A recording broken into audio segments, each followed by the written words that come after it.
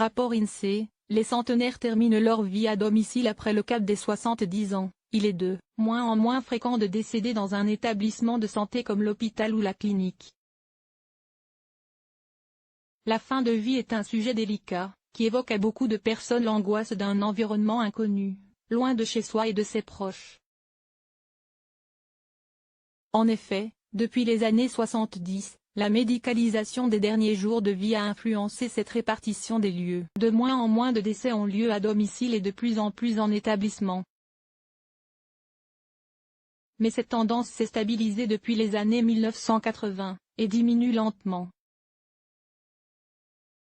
Aujourd'hui, d'après le dernier rapport de l'INSEE, 36% des centenaires décèdent à domicile et autant en maison de retraite. Après 70 ans, plus on est âgé, moins il est fréquent de décéder en établissement de santé.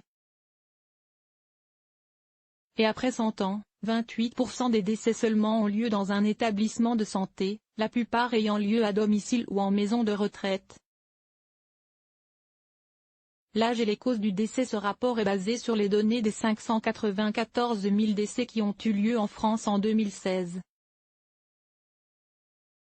Au total, 59% de ces personnes sont décédées dans un établissement de santé, hôpital ou clinique,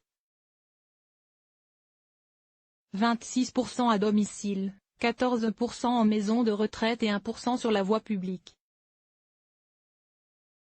Mais les disparités ont lieu en fonction de l'âge. Ainsi, les jeunes entre 15 et 24 ans décèdent sur la voie publique dans un tiers des cas. En cause, les raisons des décès, soit les accidents liés au transport, les accidents domestiques et les suicides. Puis, entre 30 et 34 ans, seuls 20% des décès ont lieu sur la voie publique. Et à partir de 40 ans, cette part passe sous la barre des 10%. De façon globale, l'INSEE nous apprend que le nombre de décès est stable, après la forte augmentation en 2010-2015 liée à la mortalité de la génération du baby boom. À lire aussi, espérance de vie, nous approchons d'un palier.